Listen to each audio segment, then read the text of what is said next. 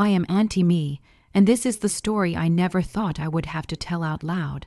But silence helps no one, especially women like me who spent their whole lives giving until there was nothing left to give.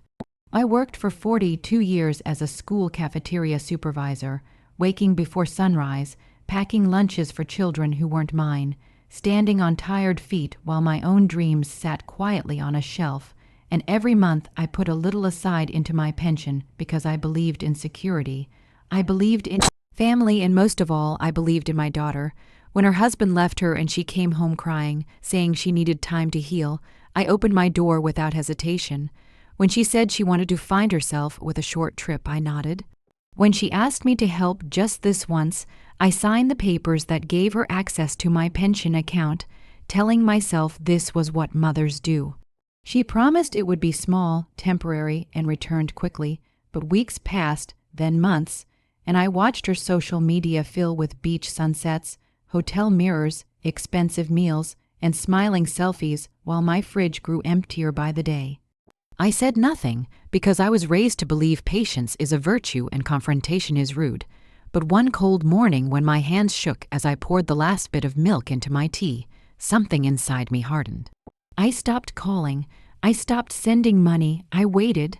Eventually, she came back unannounced, suitcase rolling across my floor, laughter still clinging to her voice, and she opened the fridge without asking, the way she always did as a child, except this time the door revealed nothing but a single carton of eggs, half a loaf of bread, and a folded envelope sitting neatly on the shelf. She screamed, not from fear but from shock, because for the first time in her life, abundance was not waiting for her. Her eyes turned to me, accusing, confused, angry, and I calmly told her to open the envelope. Inside was a printed statement of my pension balance, now nearly zero, along with a handwritten note that said, "This is what your trip cost me." Her mouth opened but no sound came out because words are useless when truth finally stands up straight. I told her how many nights I went to bed hungry, how many medicines I skipped, how I smiled through phone calls while my savings disappeared, and I told her I loved her, but love does not mean self-destruction. I told her I was done financing escape, done confusing sacrifice with silence, and done teaching her that my worth was measured by what I could give. She cried then, real tears this time, not the performative kind meant for sympathy, but tears of realization, because the fridge was not empty. It was a mirror. I didn't throw her out, but I didn't rescue her either. I told her she would stay, work, repay what she could, and learn what it means to be responsible, because I may be old, but I am not invisible, and my life is not a resource to be drained. That day, my daughter learned something no vacation could ever teach her. Freedom paid for by someone else's suffering is not freedom at all. And as for me, I learned that sometimes the strongest love is the one that finally says enough. The part that begins after the scream faded and the house fell into a silence so loud it felt heavier than shouting. The days that followed were uncomfortable, slow, and painfully honest, because when illusions break, everyone has to walk barefoot over the truth. My daughter stayed, just as I said she would, and for the first time she woke up early not for an airport ride or a brunch reservation, but to look for work, and I watched her struggle with rejection the way I once did, except back then no one was waiting to catch me if I fell. She complained at first about the pay, the hours, the way her hands hurt after standing all day, and every complaint echoed like a memory of my own youth, when I swallowed those same words because mouths to feed don't wait for comfort. I didn't lecture her much. Life was doing a better job than I ever could. Our fridge slowly began to change, not because money magically appeared, but because priorities did. Cheap vegetables replaced fancy takeout boxes, leftovers became normal again, and every grocery item carried a weight of effort behind it.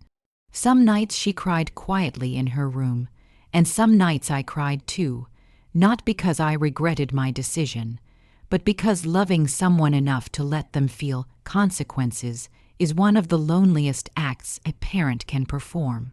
One evening, she sat across from me at the kitchen table, eyes tired, voice softer than I had heard in years, and she apologized. not the rushed, defensive apologies people give to end a conversation, but a slow one, filled with pauses and shame, the kind that means the truth is finally sinking in. She told me she never realized how fragile my life had become, how she assumed Mom will manage, the same way people assume the sun will rise no matter what they do at night. I told her something I had never said before, that strength is not endless, that resilience is not permission for exploitation, and that I had been complicit in teaching her those lies by always saying yes. Weeks turned into months, and she began paying back small amounts, not enough to undo the damage, but enough to rebuild something more important, respect. She learned how to budget, how to cook without wasting, how to sit with discomfort instead of running from it, and I learned how to speak without guilt, how to say no without apology, and how to place my own needs back on the table after decades of pushing them aside. Neighbors noticed the change in me first. They said I looked lighter, straighter, less tired, and they were right, because boundaries do wonders for the spine. I applied for assistance programs I once felt too proud to consider, joined a community group for older women, and found companionship in shared stories that sounded too much like mine to ignore. My daughter watched all of this, and something in her shifted, not overnight, not dramatically, but steadily, like ice melting instead of shattering. One afternoon she came home holding groceries she bought herself and placed them carefully into the fridge, arranging them neatly, almost reverently, and when she closed the door, she smiled at me with a mixture of gratitude and regret. That fridge, once a symbol of absence, had become a quiet reminder of accountability. I won't pretend everything was fixed. Trust takes longer to heal than finances, and some scars remain tender no matter how much time passes. But what changed most was the power dynamic. I was no longer the silent giver, and she was no longer the entitled receiver. We became two women sharing a home, learning each other again under new rules built on honesty instead of obligation. And if you ask me whether I regret letting her see an empty fridge, I will tell you this. Sometimes people have to see emptiness to understand fullness, and sometimes the loudest lesson is the one taught without a single raised voice. This wasn't just her awakening, it was mine too, because at my age, I finally learned that my life still belongs to me, and that realization, painful as it was, tasted sweeter than any luxury trip ever could. This third part of my story begins when life stopped feeling like a lesson and started feeling like a choice again, because after the apologies and repayments and quiet changes, something deeper had to be decided, who we would be going forward, not just what we had survived. Time kept moving, as it always does, indifferent to regret, and my daughter settled into a rhythm that no longer revolved around escape but responsibility, and I saw in her a woman being rebuilt slowly, brick by brick, without shortcuts. She kept her job even when better, looking opportunities promised fast money and easy comfort, because she finally understood that stability is not glamorous, but it is sacred. We began having conversations we had avoided for years, not arguments, but real talks at the kitchen table, about fear, entitlement, loneliness, and the way generational patterns repeat when no one is brave enough to interrupt them. She admitted that her trips were never really about joy. They were about running, from failure, from comparison, from the crushing pressure of expectations she never knew how to carry. I admitted that my silence was not kindness but fear. Fear of being unloved, abandoned, or seen as selfish after a lifetime of being praised only for sacrifice. Those confessions changed the air between us, because once truth is spoken, it refuses to crawl back into the dark. Financially, my pension was still wounded, and no amount of repentance could magically restore time or money, but something else began to grow, dignity. I started consulting part-time at the community center, using my experience to help younger women plan budgets, understand retirement, and protect themselves from the very mistakes I had made, and every session felt like reclaiming a piece of myself I thought was gone forever. My daughter watched me transform from someone who endured to someone who advised, and for the first time she didn't see me as an endless safety net, but as a woman with history, limits, and wisdom earned the hard way. One night during a blackout, we sat in candlelight eating a simple meal. laughing at how quiet the world felt. And she told me she was proud of me, not for what I gave her, but for what I finally gave myself, and that sentence healed places no apology ever could. Our fridge was full by then, not overflowing, not extravagant, but balanced, and every item in it had a story of effort attached, which made it richer than abundance without meaning. I learned to enjoy small pleasures again, morning walks, borrowed books, shared laughter, and she learned that fulfillment doesn't come from consumption but contribution. There were setbacks, of course. Some days resentment tried to sneak back in. Some nights guilt tapped on my chest like an old habit. But we learned to name those feelings instead of letting them rule us. I stopped apologizing for boundaries, and she stopped mistaking access for entitlement. Eventually, she moved into a small place of her own, close enough to visit but far enough to stand independently. And when she packed, she didn't take anything without asking, not even a spoon, and that detail told me everything I needed to know about how far we had come. On her last night at home, she opened the fridge one final time, not to scream, but to leave behind a homemade meal labeled with my name, and we hugged without urgency, without debt, without fear. I don't tell this story to shame my daughter. I tell it because families everywhere confuse love with depletion, and elders are quietly erased under the assumption that they are done living. I am not done. I am wiser, louder, and more careful with my yes. And my daughter is no longer running. She is walking slowly, honestly in her own shoes. If you take anything from my story, let it be this: consequences can be compassionate, boundaries can be loving, and it is never too late, never, to reclaim your life, even if it starts with something as small and as powerful as an empty fridge that finally forced the truth to come out. Once the noise of crisis fades, you are left with a quiet question that is harder to answer than anger ever was. How do you live after awakening? Months passed after my daughter moved out, and the house felt different, not lonely, but spacious, as if my walls had finally learned how to breathe. I rearranged furniture, donated things I had been holding on to just in case, and realized how much of my life had been built around preparing for other people instead of inhabiting my own present. My daughter visited often, not out of need, but choice, and each visit carried a respect that had once been missing. She knocked before entering, brought groceries without announcing them, and asked how I was without rushing past the answer. And those small acts told me that growth is usually quiet. I began to see how my story rippled outward, because when one woman changes her boundaries, the world around her has to adjust. Friends from church started asking questions about pensions, about legal access, about saying no to adult children. And I spoke honestly, even when my voice shook, because protecting others felt like purpose replacing pain. I helped organize a workshop for seniors about financial safety and emotional independence, and standing at the front of that room, I saw faces filled with recognition, women and men who had been slowly drained by love, misunderstood as obligation, and I knew my loss had not been meaningless. My daughter attended one of those sessions quietly, sitting in the back, and afterward she hugged me with a pride that carried no ownership, only admiration. She told me she had started saving too, not just money, but energy, saying no to people who treated her generosity like a guarantee, and I recognized my own past in her words, except this time the cycle was breaking instead of repeating. Life tested us again, as it always does. I had a health scare that landed me briefly in the hospital, and for the first time, I did not feel fear mixed with guilt about being a burden.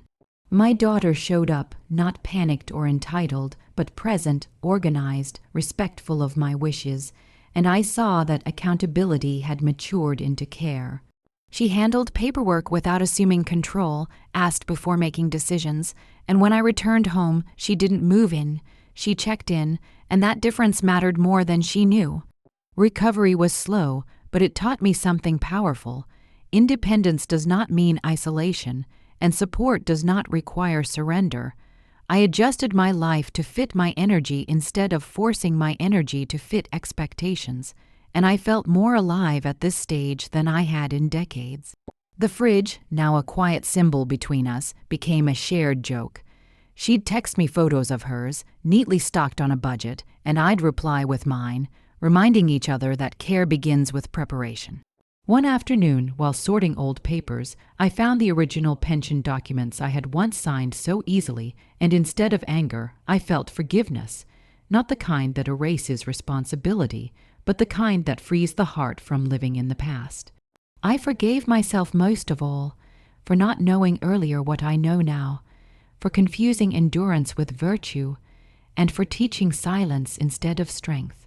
I wrote a letter to my younger self that night, thanking her for surviving long enough to become me, and that act felt like closing a circle that had been open for generations. My daughter, now more grounded, began mentoring younger women herself, warning them about debt disguised as fun and freedom disguised as escape. And when she told me that my story was the reason she spoke up, I felt a pride deeper than any sacrifice I had ever made. We were no longer defined by what was taken, but by what was rebuilt, together but not entangled. If you are listening to me now, understand this. Aging does not mean shrinking, motherhood does not mean martyrdom, and love does not require you to disappear. I am Auntie Mae, still standing, still learning, still choosing myself without abandoning those I love, and if my story continues, and it will be written not in fear, but in balance, where generosity has boundaries and care flows both ways, the way it always should have. I am Auntie Mae, and this fifth part of my story begins with something unexpected, peace that doesn't need to announce itself. By now, the drama that once defined my days had softened into memory, and what remained was not bitterness or victory, but balance, the kind you only recognize after years of leaning too far in one direction. My mornings became sacred again, slow tea, sunlight on the kitchen floor, and the quiet hum of a life no longer driven by emergency. My daughter and I settled into a relationship that felt adult for the first time, not parent and child locked in obligation, but two women connected by choice, history, and mutual respect. She called not when she needed something, but when she had something to share, small wins, difficult decisions, moments of doubt, and I listened without fixing, because I had learned that presence is often more powerful than rescue. I noticed how differently she moved through the world now, how she paused before spending, how she planned instead of escaping, and how she spoke of her future not as a fantasy, but as a responsibility she was willing to carry. Watching that change healed me in ways repayment never could. My own life continued to expand in quiet ways. I was invited to speak at community gatherings, interviewed by a local paper about financial awareness among seniors, and each time I shared my story, someone would come up afterward with tears in their eyes saying, "This happened to me too." And I understood that my pain had found its purpose. There were still moments when grief surfaced, when I thought about what my pension could have been, the comfort it might have brought. But those thoughts no longer controlled me, because I had traded financial certainty for something equally valuable, self-respect.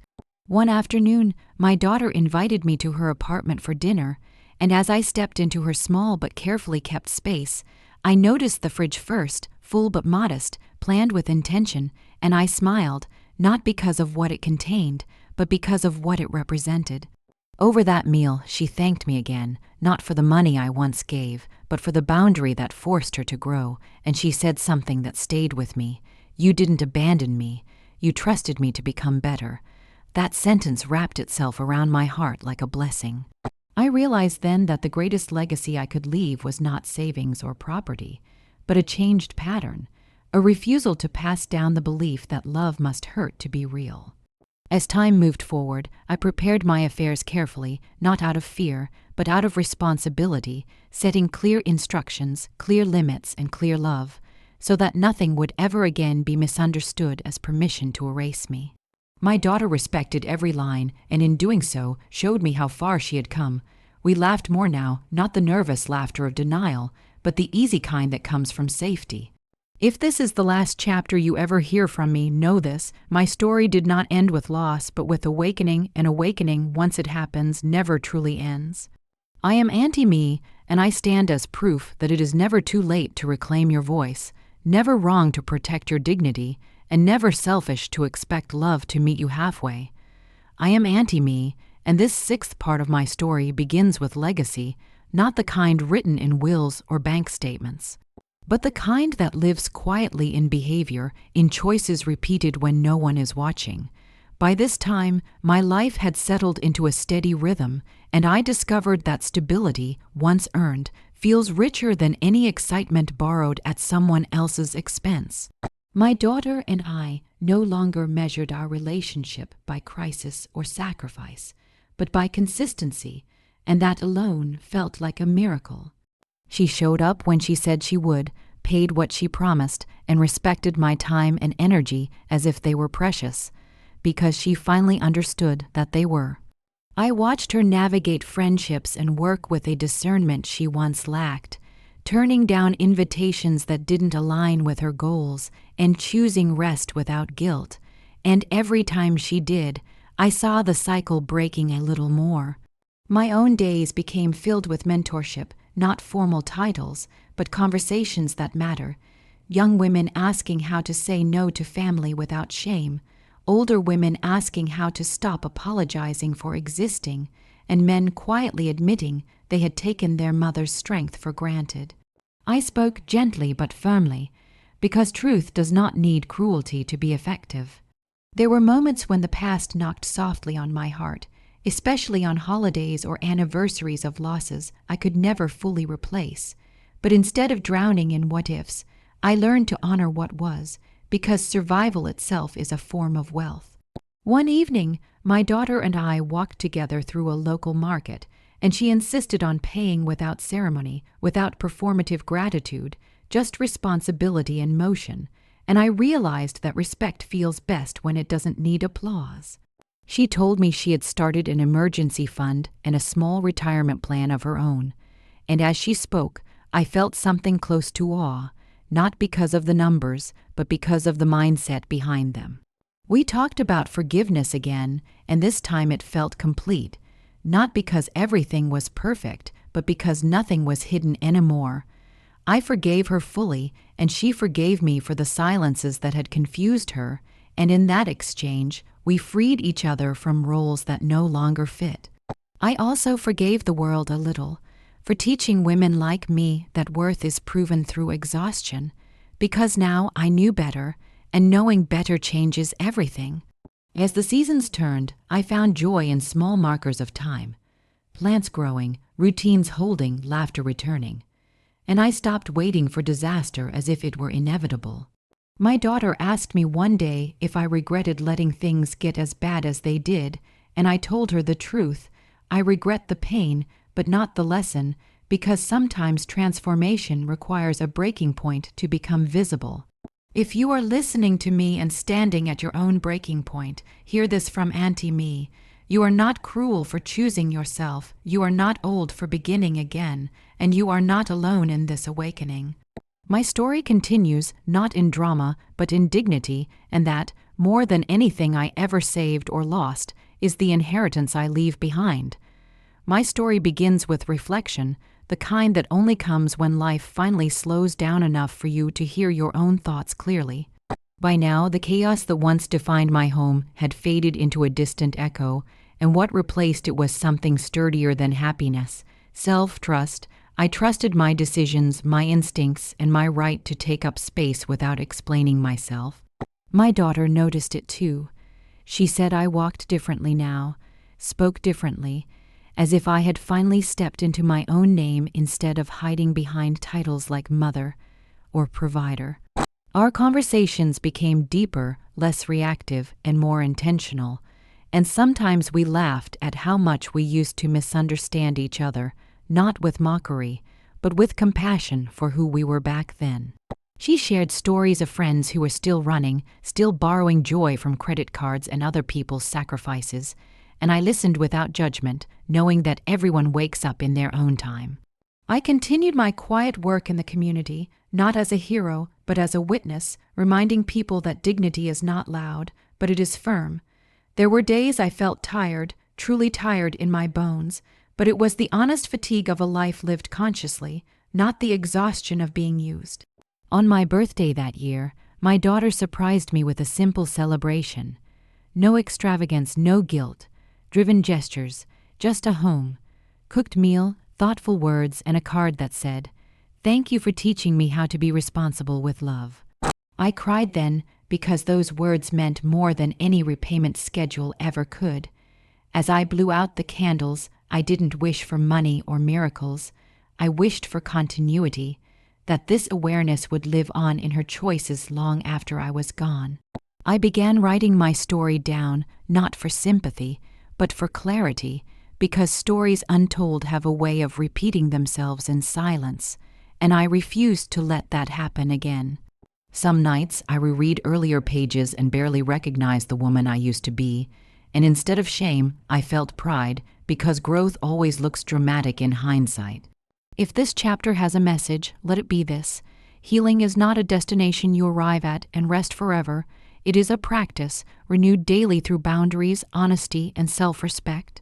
I am Auntie Mae, still here, still choosing awareness over comfort, and still believing that the bravest thing a woman can do, at any age, is to finally live as if her life matters, because it always did.